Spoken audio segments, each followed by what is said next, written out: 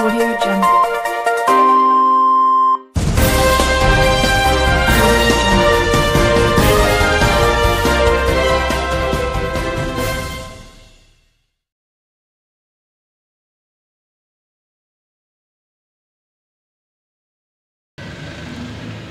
सारे जहाँ से अच्छा हिंदों सिता हमारा, हम बुलबुल हैं इसकी ये गुलसिता हमारा।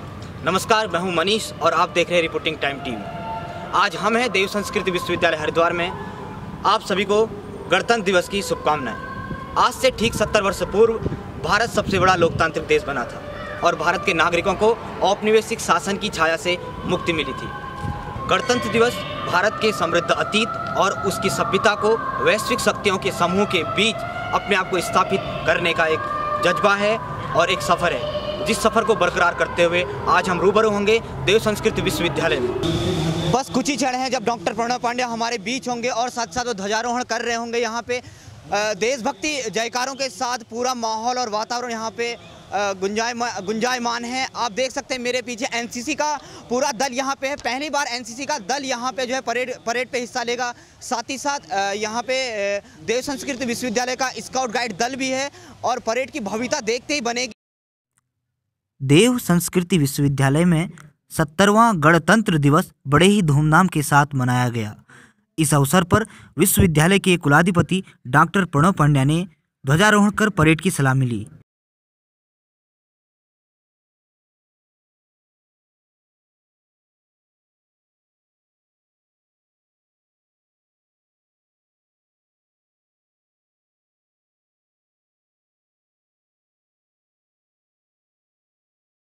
मृत्युंजय सभागार में आयोजित सांस्कृतिक कार्यक्रमों का शुभारंभ डॉक्टर प्रणव पांड्या ने द्वीप प्रज्वलित कर किया। तत्पश्चात विश्वविद्यालय के छात्र छात्राओं के द्वारा देशभक्ति से ओतप्रोत कार्यक्रम प्रस्तुत किए गए।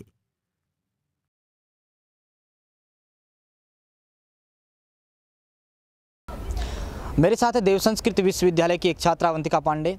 अवंतिका, एक युवा की दृष्टि से आप संविधान को किस रूप में देखती हैं? देखिए, संविधान ही किसी भी लोकतंत्र की आत्मा होती है। बिना संविधान के हम एक लोकतंत्र की कल्पना नहीं कर सकते और हमारा देश दुनिया का सबसे बड़ा लोकतंत्र है, तो संविधान इसकी एक बहुत महत्वपूर्ण है। संविधान हमारे देश के लिए। अवंतिका, जो मौलिक अधिकार और कर्तव्य दिए गए हैं, इनके मेल को आप किस प्रकार से देखते हैं? देखिए, हमारे संविधान में नागरिकों के लिए 6 मौलिक अधिकार दिए गए हैं और साथ में कर्तव्यों को भी बताया गया है। इन दोनों के पालन से ही एक आदर्श लोकतंत्र की स्थापना हो सकती है। एक आदर्श लोकतंत्र वो जहाँ पे अधिकारों से पहले कर्तव्यों का चुनाव हो और कर्तव्यों का निर्वहन करते हुए हम अपने अधिकारों का पालन करें। मेरे साथ हैं जैन, जो कि जर्मनी से हैं और इन्होंने आज पहली बार यहाँ पे जो गणतंत्र दिवस है भारत का, उस पर इन्होंने प्रतिभाग किया। और साथ ही साथ Jain, please tell us your experience in Republic Day of India.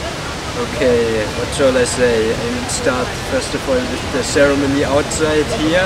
I was quite amazed that every single student could sing the national anthem of India. Like, to be honest, I don't know the national anthem of my country, so I was really amazed. मेरे साथ कुछ ऐसे युवा हैं जिन्हें गणतंत्र दिवस के साथ साथ इस बात की खुशी है कि इतनी बड़ी व्यवस्था में वो इस आने वाले लोकसभा चुनाव में अपने मत का भी प्रयोग करेंगे। अनुराग, कितना बड़ा आप समझते हैं कि आपको इतना बड़ा अधिकार मिलने जा रहा है, इस बार आप लोकसभा के चुनाव में अपने मत का प्रयोग कर सकेंगे? सरकार बनना तो अपने आप में एक बड़ी बात होती है, लेकिन उसका हिस्सा बनना हमारे लिए एक और गौरव का पल है। मैं उस सरकार का हिस्सा बनने जा रहा हूँ, सरकार बनाने जा रहा हूँ, तो ये बहुत बेहतरीन मैं इसे मानता हूँ।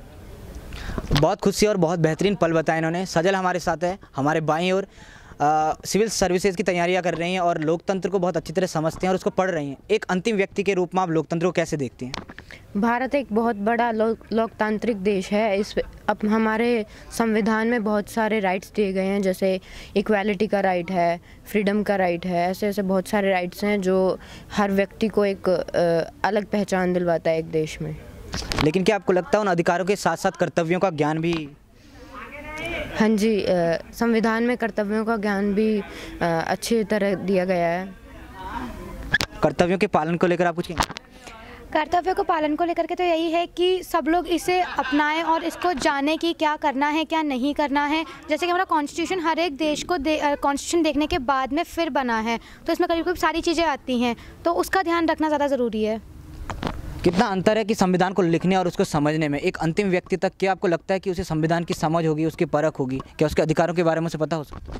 जी, प्रत्येक नागरिक को यह पता होना चाहिए कि वो इतने बड़े लोकतांत्रिक का एक हिस्सा बनने जा रहा है, तो उसे सोच समझ के बड़ी ही हिसाब से अपना दायित्व पूरा करना चाहिए। अपने मत का प्रयोग, अपने अधिकारों के बारे में जानना, कर्तव्यों का निर्वहन करना सबसे बड़ी बात इस बड़े लोकतंत्र की पहचान है। हमारे साथ हैं थाओ, जो कि वियतनाम से हैं और पहली बार जो गणतंत्र दिवस है उन्होंने देव संस्कृति विश्वविद्यालय मनाया। थाओ, please share your experience on Republic Day of India.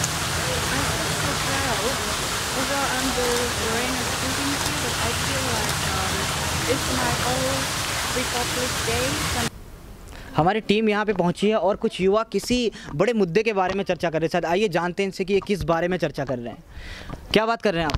2019 के आगामी लोकसभा के चुनाव के बारे में बात कर रहे हैं हम।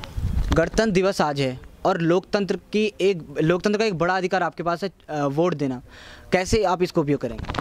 जैसे कि हम सभी लोग जानते हैं कि youth are the pillars of a country, तो डेमोक्रेसी, यूथ सब कुछ मिला के एक हमारा गणतंत्र बनता है। तो क्या वोट करने का अधिकार तो सबको है, लेकिन क्या सोच समझ के कोई वोट कर रहा है कि नहीं, हम इन सब चीज़ों के बारे में डिस्कशन कर रहे हैं। क्या जो हमारे सुपर हीरोज़ आज के टाइम पे 4 साल से वर्क कर रहे हैं इंडिया को टॉप पे ले जाने के लिए, क्या वो चीज़ें आगे हो पाएंगी कि नहीं हो पाएंगी? बहुत ही अच्छी चर्चा चल रही थी आपके बीच, मुझे लग रहा है। क्या क्या निष्कर्ष अभी तक निकल के आए आपकी चर्चा? ऐसा लगा कि आज की तारीख में जो कुछ लोग हैं वो बिना सोच समझ के या फिर किसी की बात में आकर वोट दे देते हैं किसी को भी, लेकिन ऐसा नहीं होना चाहिए। खुद की सोच और सोच समझकर उस चीज़ को ये देखकर हमें देखना चाहिए कि किसको हमें वोट देना चाहिए। जैसे कि अभी पिछले 4 साल में नरेंद्र मोदी जी थे और अगले आने वाले 4 साल में कहा जा रहा है कि नरेंद्र मोदी नहीं आएंगे क्योंकि महागठबंधन बने जा रहे हैं। तो तो हमारी सोच ये कही जाएगी कि मतलब हमें अपनी खुद की सोच लगाकर ये करना चाहिए, हमें किसको वोट देना चाहिए। आपको क्या लगता है कि इतना बड़ा लोकतंत्र है, क्या इसकी जो समझ है वो प्रत्येक व्यक्ति तक है? नहीं, हर एक व्यक्ति का अपना अपना एक व्यू पॉइंट होता है और सबको लगता है कि हाँ, जो हम चुन के लाएंगे वो देश में काम करेगी, और ज़रूरी नहीं है कि किसी पार्टी को लोग अच्छे हों उनको वोट देना चाहिए, और वोट है सबका अधिकार और सबको देना भी चाहिए वोट। बहुत संवेदनशील चर्चा यहाँ पे चल रही थी और साथ ही साथ हमने देखा कि किस प्रकार ये युवा इतनी बड़ी संवेदनशीलता के साथ इस बात पर चर्चा कर रहे थे कि लोकतंत्र के साथ साथ चुनावों का जो इस आगामी जो चुनाव होंगे लोकसभा के, उसका जो माहौल होगा उसको कैसे देखा जाए। मेरे साथ आरजू, जो कि नेपाल से हैं और आज इन्होंने पहली बार भारतीय गणतंत्र दिवस देव संस्कृति विश्वविद्यालय मनाया और ये यहाँ से योगा सर्टिफिकेट का कोर्स भी कर रही हैं। आरजू, कैसा लगा आपको यहाँ? मुझे यहाँ बहुत ही अच्छा लगा। यहाँ की परफॉर्मेंस सब कुछ बहुत ही अच्छे थे, बहुत ही सुंदर था सब कुछ, और मुझे सबसे पसंद आया योगा की डेमो वाली परफॉर्मेंस। वो बहुत ही अच्छे से पोर्ट्रे किया सब लोगों ने, और मैं बहुत ही खुश हूँ कि मैं देव संस्कृति की एक मेंबर, एक पार्ट बन चुकी हूँ अब, और बहुत ही अच्छा है, मैं बहुत खुश हूँ। और मैं एक और चीज़ कहना चाहूँगी सब लोग को, आप सबको मेरी तरफ से मंगलमय शुभकामना गणतंत्र दिवस की। मेरे साथ 2 छात्राएं शहनाजी और कल्याणी, जो कि दिल्ली से हैं और आप बचपन से ही आप बता रहे हैं जैसे कि आप राजपथ परेड देखने के लिए जाया करते 26 जनवरी, लेकिन इस बार आप यहाँ पे हैं। कितना अंतर आपको वहाँ से और यहाँ देखने को मिला? मुझे यहाँ बहुत सारे सांस्कृतिक कार्यक्रम देखने को मिले, स्काउट परेड देखने को मिली। यहाँ पे गर्ल्स का ज़्यादा सपोर्टिव लेवल रहा है, यहाँ पे गर्ल्स का मुझे ज़्यादा अच्छे से देखने को मिला है। मुझे यहाँ पे बहुत मैनरफुल टाइप की चीज़ें मिली है, अच्छे सांस्कृतिक कार्यक्रम देखने को मिला है, और बहुत डिसिप्लिन वे में होता है यहाँ पे, और यहाँ के नेचर वाइज सारी चीज़ें वाइज मुझे अच्छा है, बहुत अच्छा है यहाँ पे। संस्कृति के साथ अनुशासन बहुत प्यार से सिखाया जाता है देव संस्कृति विश्वविद्यालय में। अगर आपने नहीं देखा है यहाँ का 26 जनवरी का उत्सव, तो अगले साल जरूर आइए देव संस्कृति विश्वविद्यालय। कैमरा जर्नलिस्ट रुचि और भावना के साथ मैं Manish Joshi, reporting time, Haridwar. Hey people, आपने रिपोर्टिंग टाइम की नई वीडियो देखी है रिपब्लिक डे के ऊपर। अगर आपको हमारी वीडियो अच्छी लगे तो प्लीज़ कमेंट करें कमेंट बॉक्स पे, और सब्सक्राइब करें हमारे चैनल को और बेल आइकन दबाएं।